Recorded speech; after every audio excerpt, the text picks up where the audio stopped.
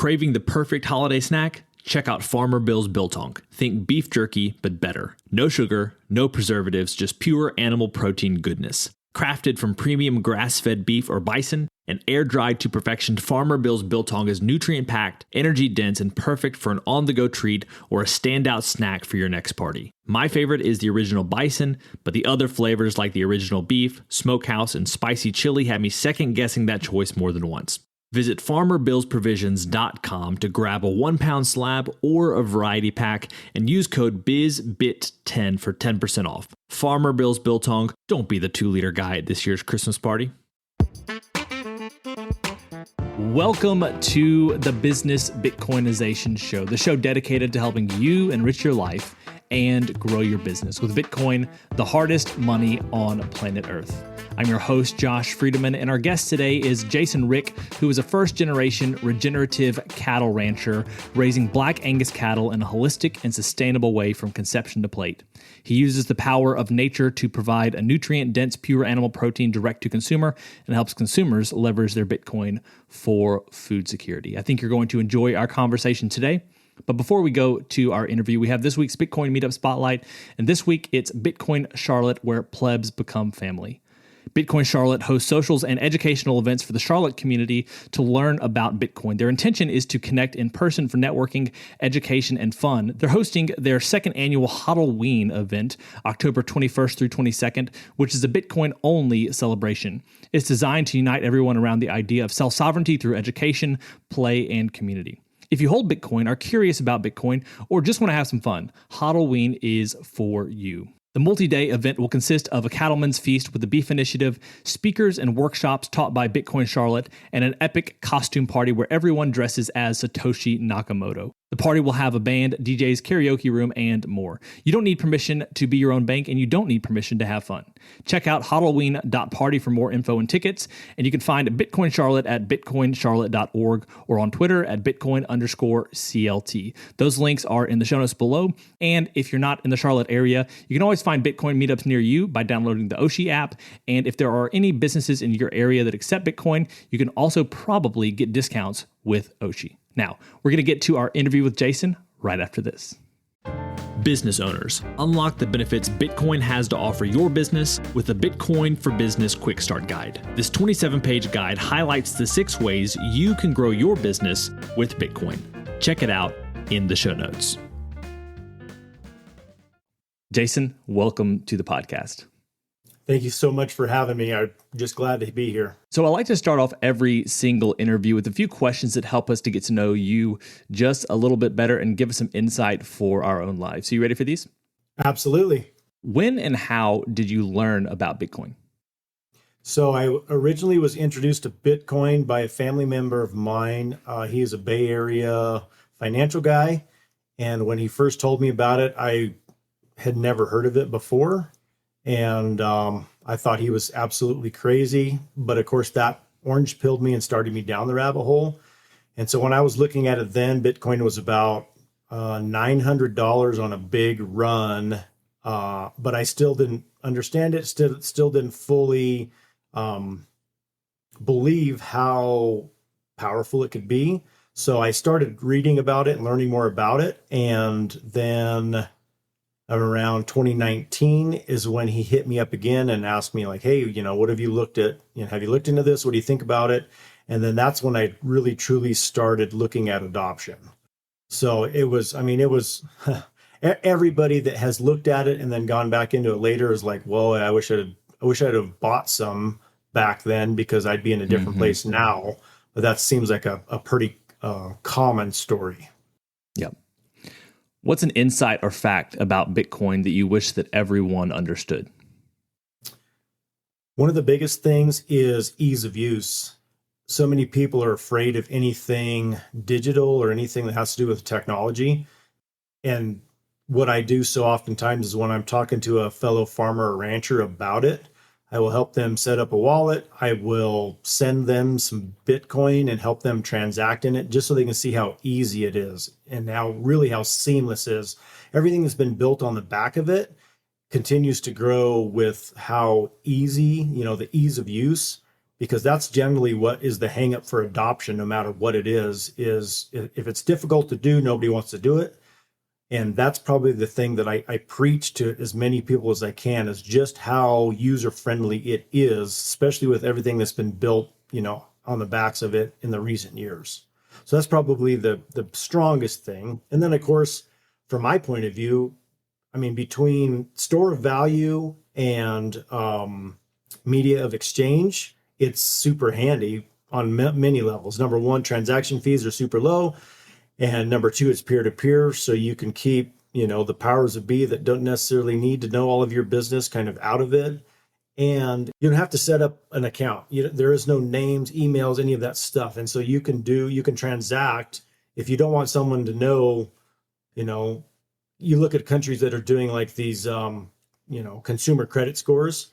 Like I want people to buy nutrient dense protein from me and not be ridiculed by the government because they, take their health seriously, and therefore they can do that without being, persecuted due to their spending habits, which I think is super important as well.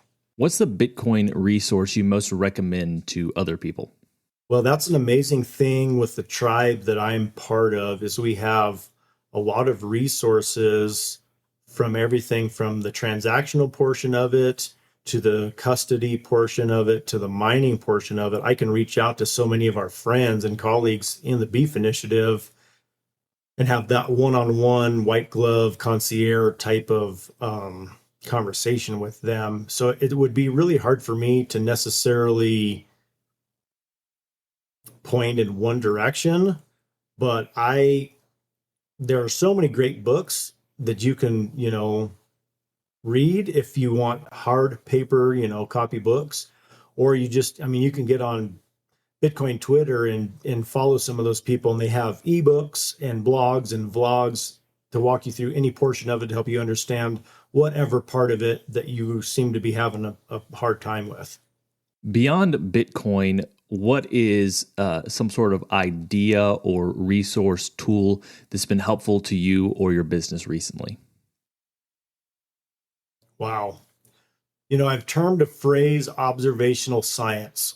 So what that means is being able to engage all of your senses to look at the world around you, whether it's the world of business, whether it's the world of finance, whether it's the world of politics, whether it's the world of regenerative agriculture. And so that's one thing that I teach young people when they come to work with me, is get back to intentionality in everything that you do.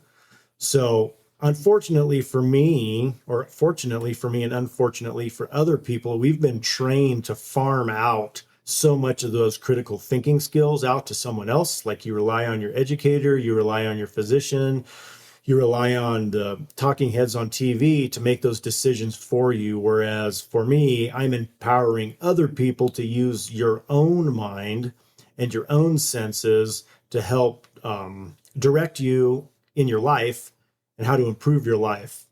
And that, because we talk so much about human health and pharmaceuticals, or getting away from pharmaceuticals, I ask them, like, so my cows will eat a plant and it makes their stomach upset, let's say, or it has stings their mouth or something. Well, they learn that I don't want to eat that plant anymore. It's the same thing for us. If you eat something and it doesn't sit right with you and it causes bloating or gas or whatever, you should be using your intuition to say, hey, I shouldn't do that anymore. I shouldn't eat that anymore. And so for me, that's a huge resource that I use. And it's also a skill that I've taught my kids, and I continue to teach anyone that comes to work with me, to just be more intentional and use their own intelligence. Don't necessarily rely on someone else. Prove it out for yourself. And that's one of the fantastic things about the people that we get to reach out to and have impact on their lives, is I help them realize and also get back to the way that our ancestors would have lived, which were some of the healthiest, longest living people, because they were very intentional about every single thing that they did. Now we have our final, what we call our arbitrary but insightful question, and it's this. As a general life principle, is it better to ask why or why not? Well, I have always been known as kind of a rebel. I've always questioned the narrative, as my mother can attest, not always the most easygoing kid, and still as an adult. So I would always say, why not?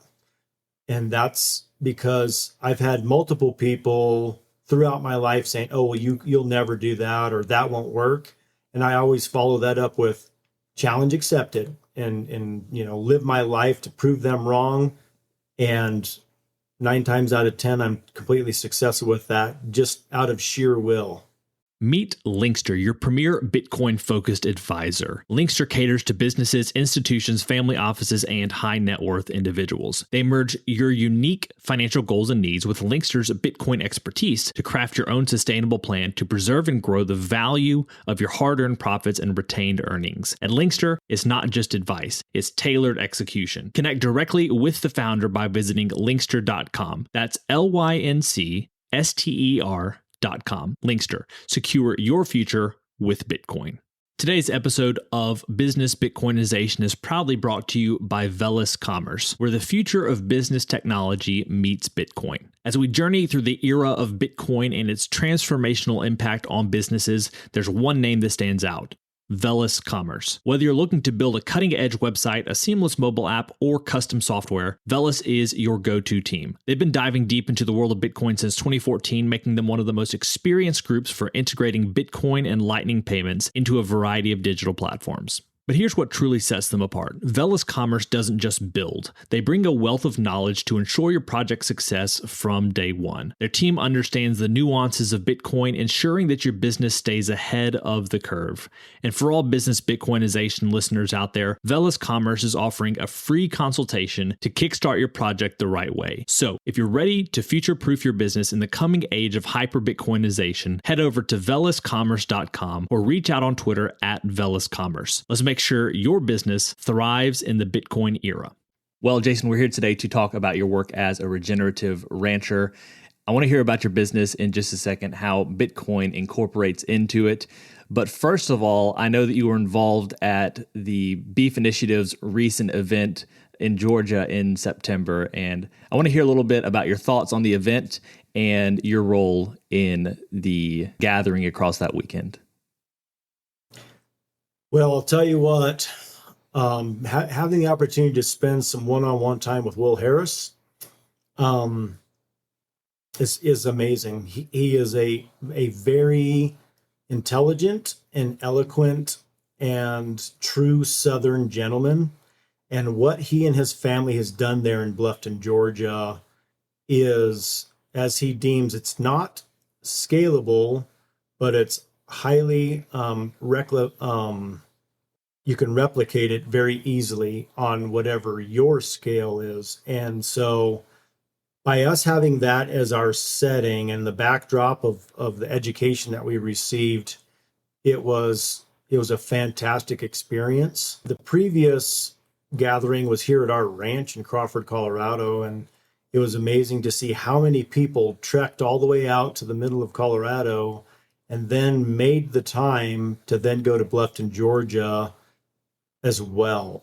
What we're doing and the momentum that we are building in the Beef Initiative, it continues to just blow my mind, and I feel truly blessed to be part of it. I mean, as a charter member of the organization, and the passion that Slim brings to it, and the passion of all of our speakers and all of our members, and just how important it is to give those, our ranchers and farmers a voice again. We've been so commoditized by big ag, and for people to, number one, take the initiative to join in with what we're doing, and number two, reap the benefits of the increased revenue and financial security of their businesses.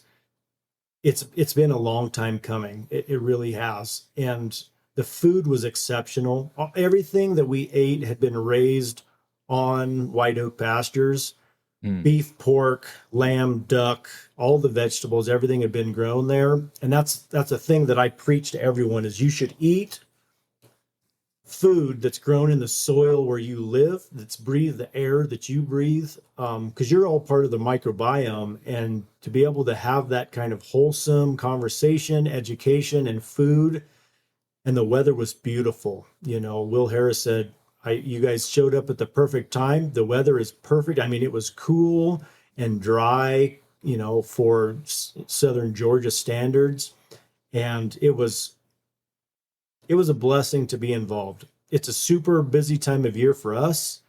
And I had hemmed and hawed and I wanted to go. I really did. And so I prayed into it. And my wife and I said, you won't have another opportunity like this. You just have to go. And I sure am glad that I did. It was a fantastic experience. I really appreciate what you're doing with the Beef Initiative. I know that that's not all you do. So I want to hear a little bit as well about your business. Eventually we'll talk about the Bitcoin side of things. But one of the things I read in your bio is that you're a first generation regenerative rancher. I want to understand that a little bit. Like, was your family ranching before and it wasn't regenerative, or did you hop? Just how those dynamics are at play. Because, a lot of people that I interview on this podcast, at least a handful, are Bitcoin native businesses, usually services for other companies.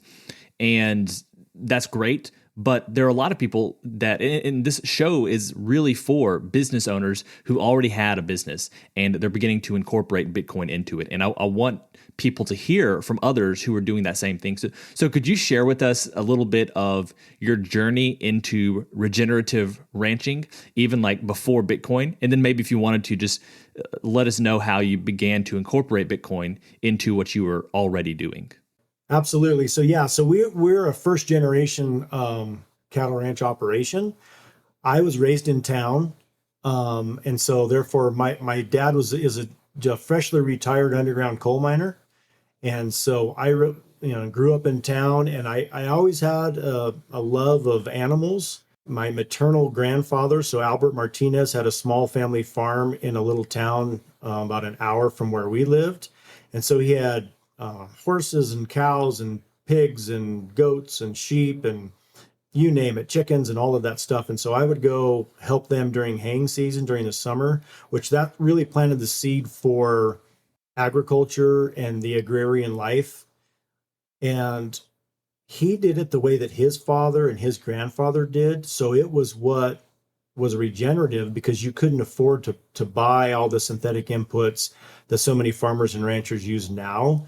And so they would haul in, biomass from other processes, whether it was fruit or sawdust or whatever the soil needed as an amendment. He would haul it in because oftentimes you get it for free. And I saw how well that worked as far as building topsoil and regenerating the soil. And so I it was by observational science that I saw that you could do it without a bunch of chemical inputs. It's, just using a lot of sweat equity.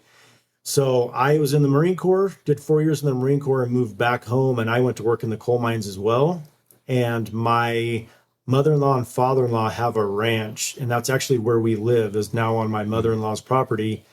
And they had leased the property out, and I'd seen where the conventional cattlemen that were on it, their focus was different. It wasn't necessarily on building soil. Oftentimes it was just on productivity. Whatever they could get the most out of is how they would do it. And so I asked them if I could lease it from them, cash lease it from my mother-in-law and father-in-law. And they they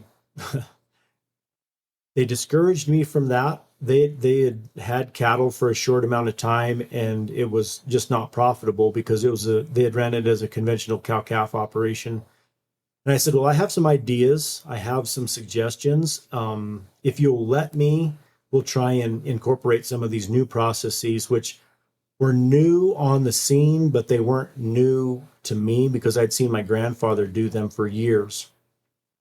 And so I started first by just building soil, improving irrigation infrastructure, filling in the bare spots of dirt with seeding and correct application of water and nutrients and all of those things. And then we started buying some cattle. I started with registered Black Angus cattle and saw just how important animal impact was on the health of the land. And someone asked me if we sold beef. and I had honestly never thought about it. Our business model was selling registered Angus bulls and building our herd from our own genetics. So we had a heifer that came in open. We butchered her, shared the meat with some friends and family. They raved about the quality of it, and that really turned me on to the potential that we had there for that direct to market or direct to consumer beef. And we've been building ever since then. I think last year we butchered 25 beeves. This year we're slated to butcher about 30 beeves. Our goal is to keep all of our calves and either use them as replacement heifers, raise a few bulls for ourselves, and then butcher all of the other beeves. So nothing ever leaves the place other than in a package to go to a consumer. And that's on for many reasons. Number one, we feel that, the butcher facility or the packing plant or the sale barn or whatever, they don't have that really deep-seated relationship with the cattle like we do. And so if we could keep every calf and raise them and butcher them and share that nutrient-dense protein with other people, that's really what our priority is. And honestly, that's where the most profitability is. So the regenerative thing, I didn't really have a choice. In my mind, there is only one way forward. We have to go away from the extractive agricultural type of practices where you're just using the soil as a media to grow stuff in, and you have to get back to those perennial pastures with all kinds of diversity, all different kinds of plants and shrubs and everything that are part of your ecosystem, and maintain them as, evolution has showed us works really well. And then we act as the predators to move those cattle around and help them be the healthiest, and also help the land be the healthiest that it can be. Mm-hmm. And my understanding of the regenerative process is that the key is in the soil. And when you have better soil, it creates better grass, which creates better feed for most of your animals, I guess, depending on what all animals you have. But it all works together. But like the key thing there that's different, my understanding once again, is that it's in the soil. Is that a good summary of it, or do you kind of see the value elsewhere when it comes to the regenerative side of things? No, that's totally accurate. I mean, because the soil is the foundation for all other processes. And so if you have healthy soil, if you concentrate on soil health, the rest of it pretty much takes care of itself. So that's totally accurate. But the practices are all different. They're all environmentally adapted to whatever your climate is. So those look very differently, whether it's from Georgia to Western Colorado to Montana to Alaska. All of those environments are different. And so you have to kind of alter your practices to best build the soil health, because it's very seasonal for those of us that see all four seasons, where other areas like South Georgia, where white oak pastures is, they essentially grow grass year round. They do put up some hay for when it's really cold and that warm season grass turns off, but for them, they can graze 350 of 365 days a year practically. Whereas for us, it's hard to graze through 3 feet of snow.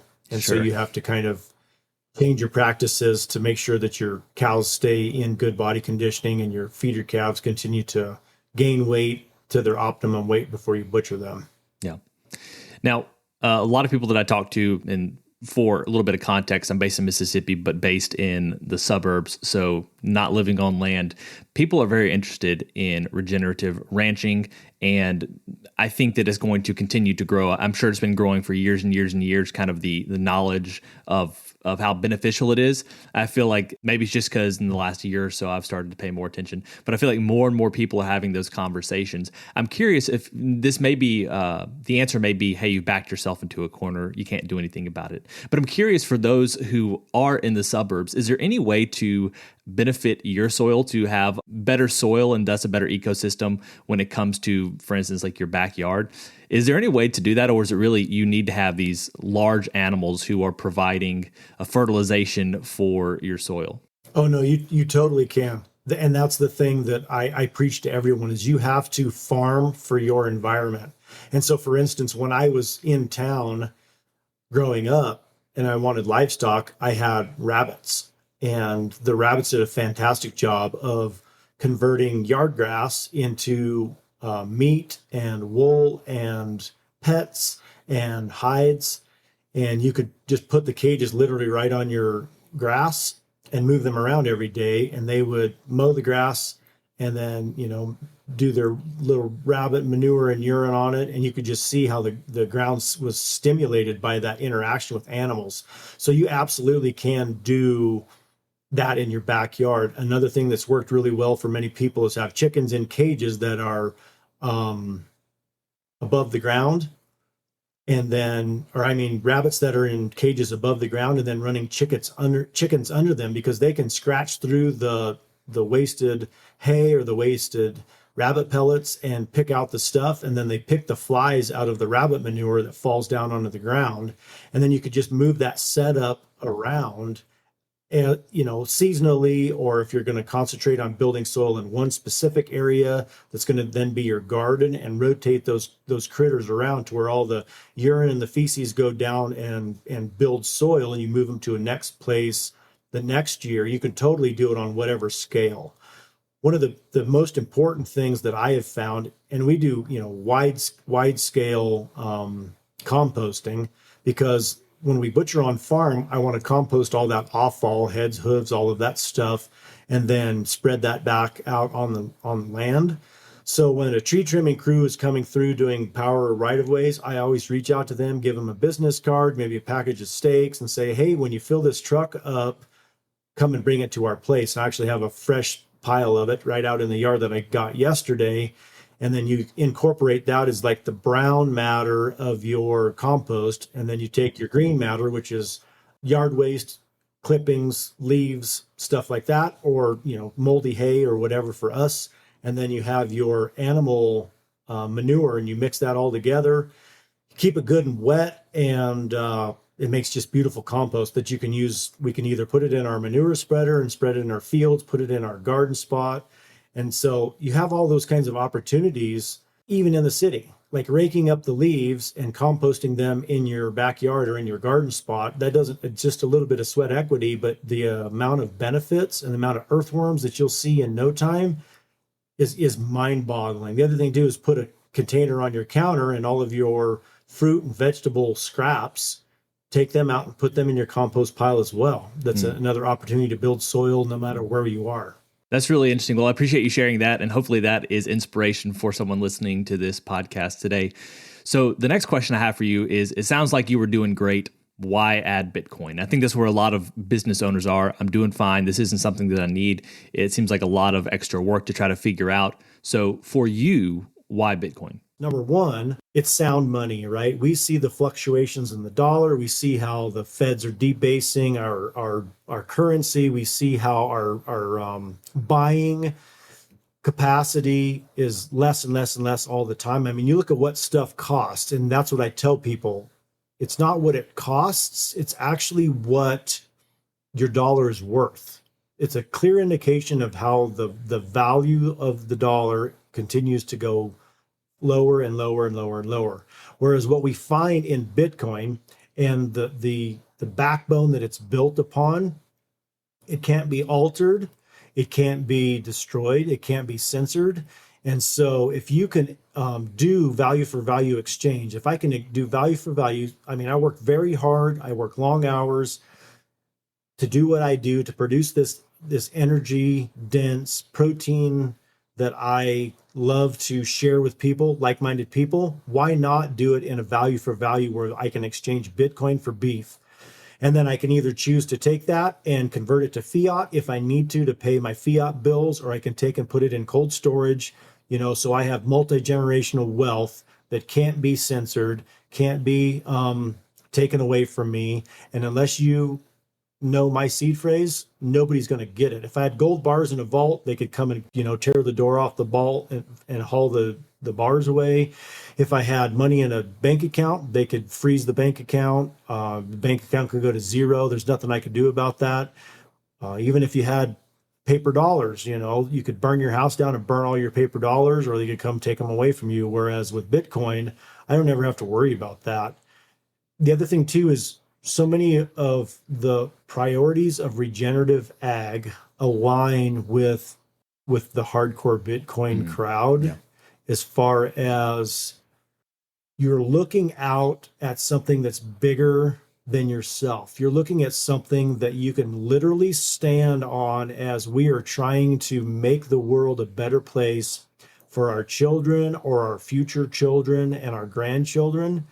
So through this media of exchange and this store of value that's called Bitcoin, you can have something for perpetuity. I mean, our hope and goal is that we're going to have mass adoption, right? Hyper Bitcoinization. And I see it happening. It's slow because, like I said earlier, it's adoption is key, and that's what, and ease of use is key. And so the more people that we can expose to it, the more adoption that we're going to have, and the easier it's going to be to convince people like, hey, these guys are doing it. At our conference that we had here, Matt Odell gave a great class on how to transact in Bitcoin. And so we had 50 or 60 people download download a wallet on their phone, different organizations, whether it was Michael with Oshi and the folks from IBEX and some other, Bitcoiners, gave them Bitcoin, allowed them to transact to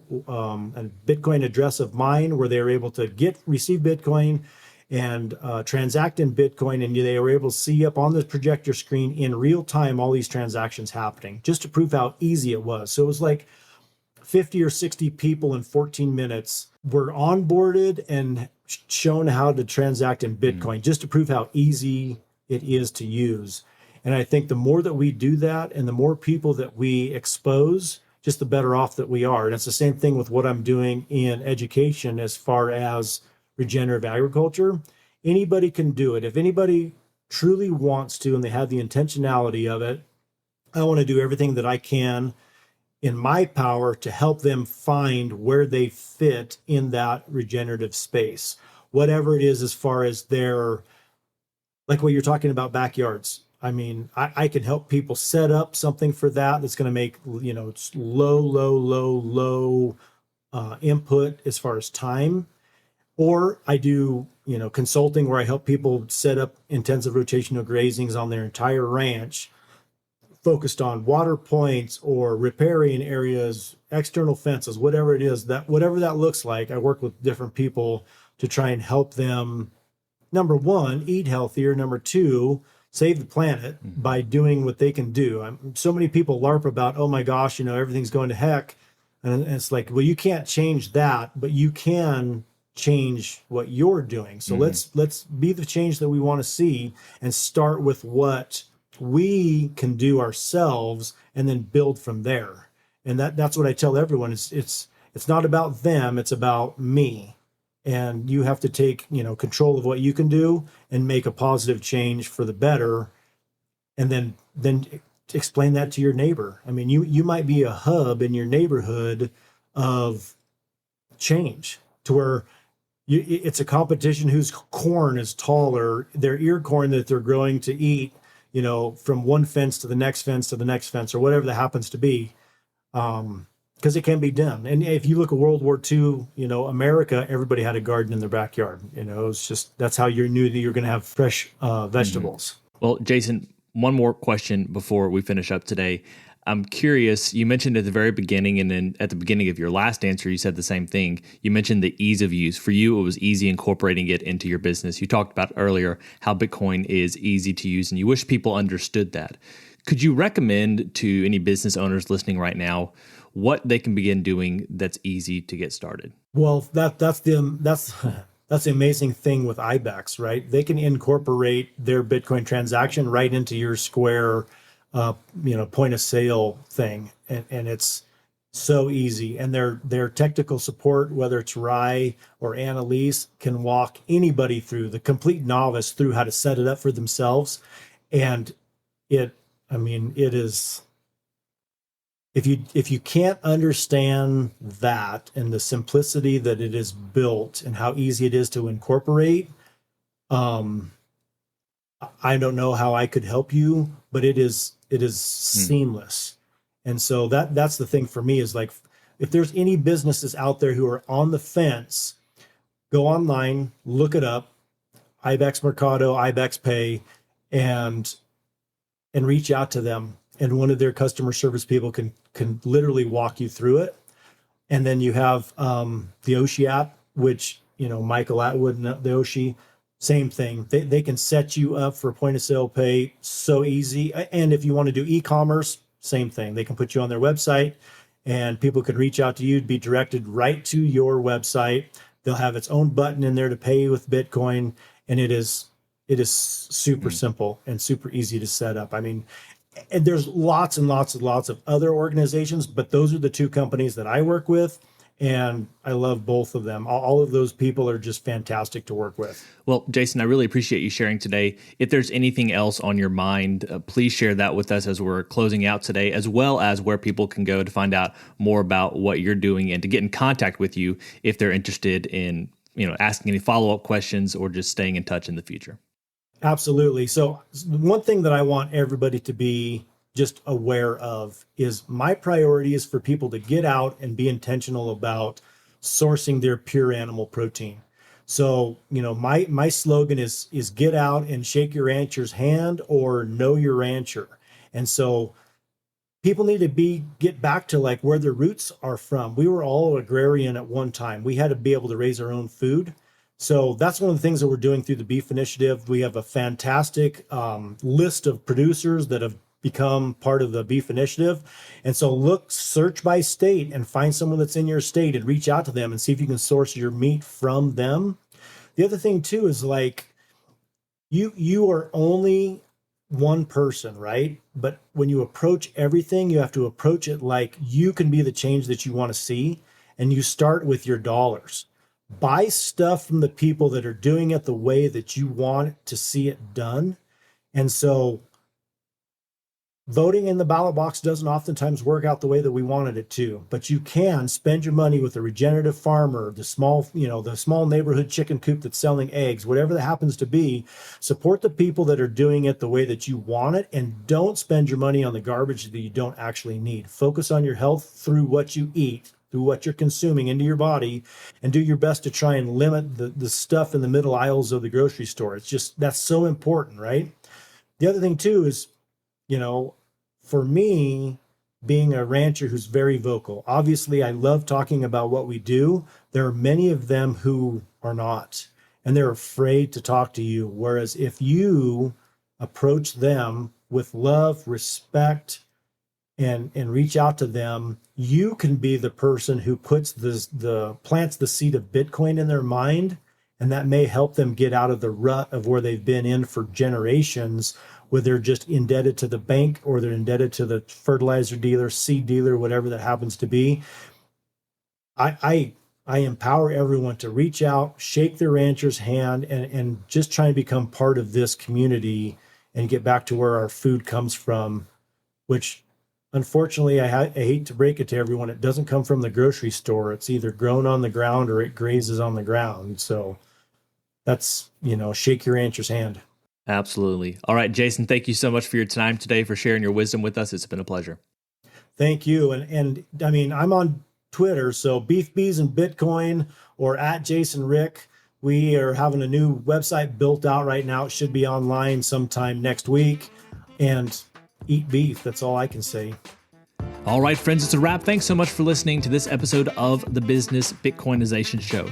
If you want to reach out to either me or Jason, you can find our links down in the show notes. Please subscribe to the show and share this with anyone who would enjoy this episode. As always, keep building, keep growing, and until next time, keep living and leading well. If you're a regular listener of the podcast, thank you. If you want to take a further step in your support for the show, you can help us grow by listening on Fountain, a value for value podcast app on iOS or Android. If you hear something you like that you disagree with or anything else, you can share it by sending some sats and adding a comment with your thoughts. Some of you have already done this and I appreciate it. I'm going to begin reading your boosts on upcoming episodes, so if you have some insight or value to add, let the people know. Getting started with Fountain is easy. You can add Bitcoin to your Fountain wallet by using your fiat accounts or any Lightning wallet. And one of my favorite features is that once you're using the app, you can earn sats just by listening on Fountain. Check out the link in the show notes to get started with Fountain today.